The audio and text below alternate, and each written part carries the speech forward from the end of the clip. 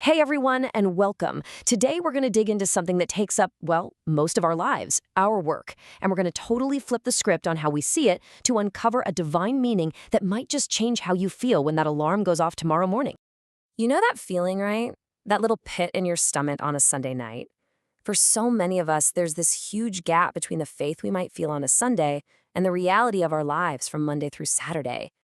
And that's where so many of us live, right in that gap. On one side, you've got holiness, worship, a sense of purpose. And on the other, well, it can feel like just secular toil, a pure obligation. And this isn't just about office jobs, you know? It's the stress of any workplace. And it's absolutely about the deep, often invisible labor of building a home and raising a family. But what if this whole tension exists because we've got the story kind of wrong? What if we've missed a fundamental truth about what work was always supposed to be? Let's, for a second, challenge that whole curse idea. Okay, so let's dive into the original blueprint. This is such a critical detail, right at the very beginning of the story. Think about the order of operations here. Before anything else, work was given as a primary foundational gift. It wasn't some afterthought, and it definitely wasn't a punishment. It was part of the core design for what it means to be human. I mean, think about it. God could have just snapped his fingers and provided for every need. Instant food, right? Little calorie cubes just appearing. But he didn't do that. Instead, he gave them a project. He gave them a garden to cultivate.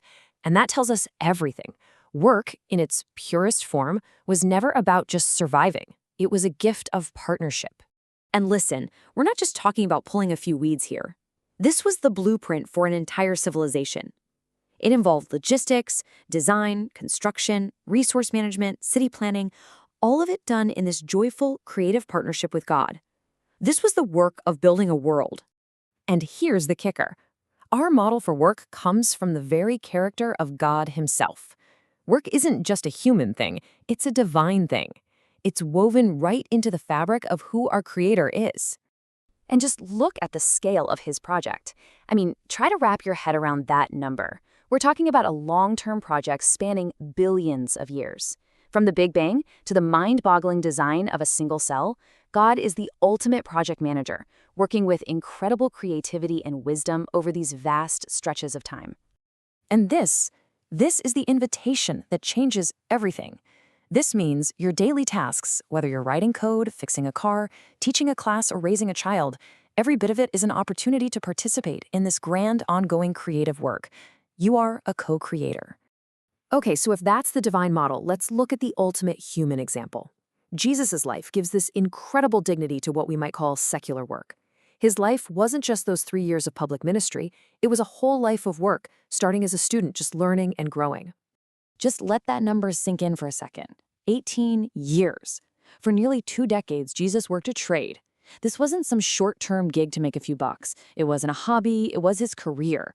And that alone shows us the immense value he placed on ordinary labor.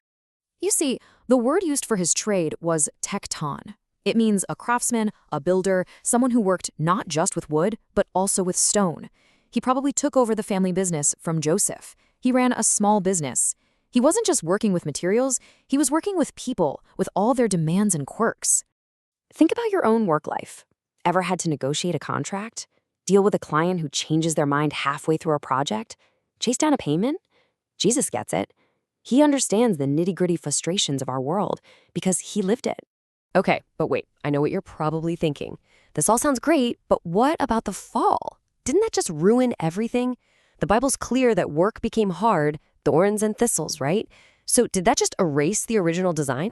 Here's the key. The fall didn't erase the gift of work. It just corrupted it. It's like adding static to a perfect radio signal.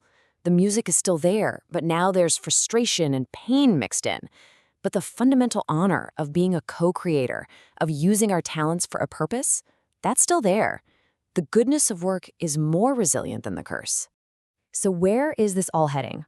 Well, the story doesn't end with the struggle we feel right now. Scripture is always pointing us forward to a future where God's people receive and actually possess a kingdom forever. And what do you do in a kingdom? I mean, really, what do you picture? You don't just sit on a cloud playing a harp, right? A kingdom is a domain to be ruled, to be cultivated, to be filled. So what's our role going to be in this eternal reality?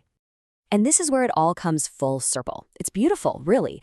The final destination of the story of work is work. In the new heaven and new earth, we will work. But not with the frustration and toil of the fall.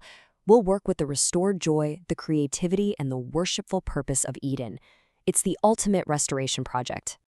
So what this all means is that your work today, even with all its challenges and frustrations, is a little glimpse, a foreshadowing of that future reality. It's a chance, right now, to start reclaiming the gift. So, the real question I want to leave you with is this. When you walk into your job tomorrow, how will you see it? Not as a curse, but as a calling.